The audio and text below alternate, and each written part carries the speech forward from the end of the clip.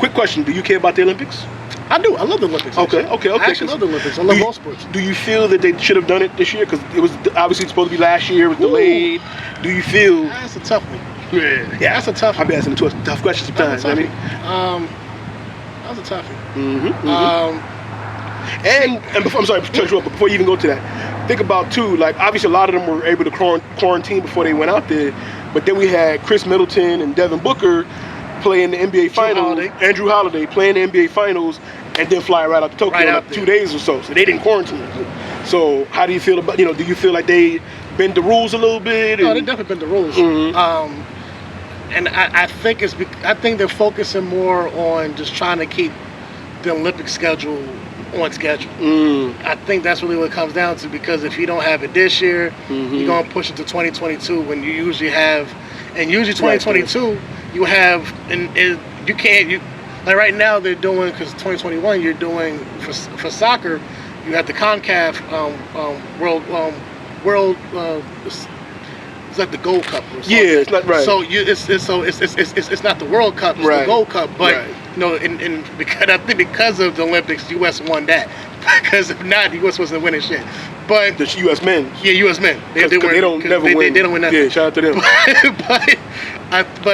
But then next year you have the World Cup. Right. So and you can't have world teams fighting against world two different. stars. Yeah, it's going to be an over exaggeration of things, and they're not going to cancel the World Cup for that. So you will lose out on that. And it's. I think it's beautiful for Tokyo to have it still. I just think I love the Olympics, but the Olympics have to change a few things. Okay. Because even the whole mess with Sha'Carri Richardson, like they still have this old antiquated policy about marijuana, and that's the furthest thing from a performance enhancer that you can have. But you still have some issues with when it comes to the Tesla policy and so forth. So I just think the Olympics is really just trying to do that just to keep on schedule for 2024. I forget who's the next host country. I think LA gets it in 2028. Oh, okay. But I forget who gets it. Back to America. Yeah, you're getting it back in America in 28. Okay. I forget who gets it in 24, but I think the more you push it out, the more you're going to get close to that next one. And these and for the athletes alone, for like the gymnasts and so forth, they waited for extra years. So that's 5 years of going through whatever hell you went through in Rio. Right. You've been preparing your body for 4 years. Then you got an extra year. You're doing more world champions and more, all these international tournaments, and you're building and building and building. It's like that release. So it's good for the athletes. But more importantly, it's their money.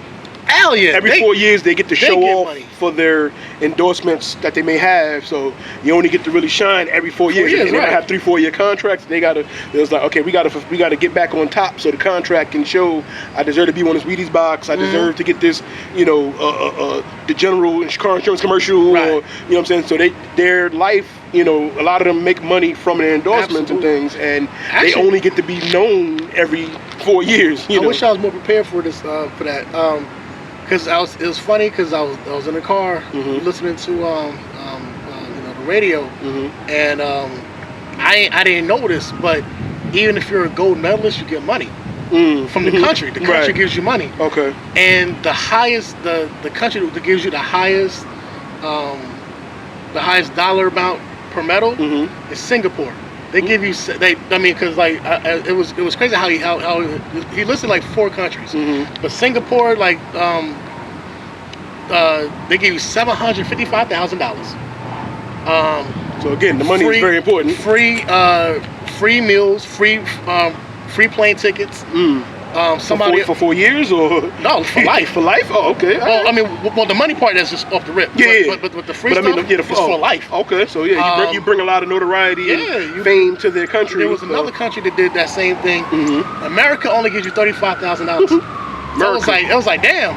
But again, like you said, like I said, but the endorsements, endorsements, and brings you and they do get, you'll see them at a basketball game, at a football game. Right. You'll see them around. You know what I'm saying? Think about it. How many people really make it to like the endorsements? Yeah. Like you gotta holler at Under Armour, and Adidas, Nike, Reebok, or whoever. You gotta holler at Polo, because Polo? Did they do the jacket stuff this year? 'Cause I know the last Olympics it was Adidas. Ralph Lauren was doing. Is Adidas something? I mean, like the stuff they went in the open ceremony. Oh, okay. Because I know last time, like, Ralph Lauren had decked them out with some nice little blazers and things. So you holler at them like, hey, I could do a couple commercials for y'all.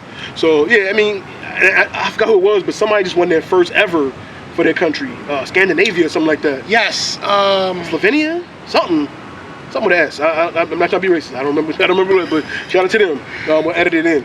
But they just won their first ever for the country, so they better definitely get hit off with, like, I have the one gold medal for this country. I am the gold medalist. Yes, I am. He's a national treasure. Not I am the gold medalist for this country. That it's funny. I was watching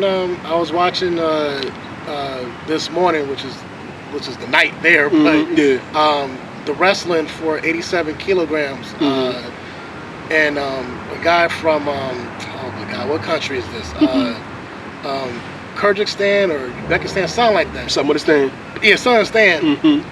But and they're looking, like, at first I didn't know what country it was. I just saw a guy and a guy. Then I was like, okay, cool. The guy, dude won. And I was like, all right, cool. That's what, he from that country? Because he was black. I mean, yeah. And I was like, wait, they had black people out there? Sure. I had no idea. Well, look at how many Asians we got in America that's in the gymnastics and stuff that's playing for us, and we be having some ringers. They got them a ringer, I guess. You know what I mean? Hey, transplant. There was the dude. You're right. Because I was watching men's volleyball, and then there was a dude whose last name is completely Russian, and they said he's actually a Russian national. Right. But because of the scandal that Russia was part of, Russia can't use, they can't use their own name in the Olympics. They're called the ROC. They're called the Rock. Oh, okay. They're called Don't let Dame Dash find out about that. The Russian Olympic Committee. But because of Russia's thing, like their slap on the wrist is basically they can't wear Russian colors. So what are they wearing? White and whatever. Okay. So essentially, like even for the insignias, it's the Olympic torch, but it's still in the Russian colors inside of the insignia. But it's crazy. But anyway, so cheers to the Rock. Yeah. So cheers to the Rock. But dude wasn't allowed. So dude, because of that, he somehow got a backdoor way into playing for France on their volleyball team. I'm like, but you French though, bro. Dual citizenship. That shit works. That was the thing with Naomi Osaka. Yeah, she has dual citizenship, in Japan as well as American citizenship. Did she denounce it? Right. Right. I mean, and Dr. Umar didn't like that. Naomi Osaka. Am I saying her name right? The tennis sister. Naomi Osaka. Yes. Naomi. I love the sister. Right. She knocked off the greatest of all time, the GOAT, in Serena. But guess what? Who is she representing in the upcoming Olympics? Is she representing Haiti? No, she representing Japan. So here you have a half African sister, an African sister because there's no such thing as half African. Our genes are dominant. So you got an African sister with a Japanese mother, and instead of going back home to your father's blood, Haiti, to represent the Africans in Haiti, you're instead going to represent the Japanese who've never done anything for black folks and are part of the Trilateral Commission with the American white power structure. But who taught her to play tennis?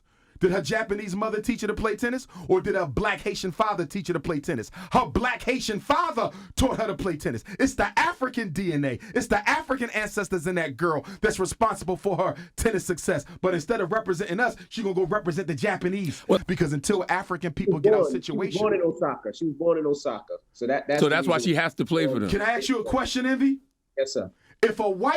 If a European Jew is born in Africa and he plays tennis, is he going to represent Africa or is he going to represent Israel? Probably Israel. Thank you.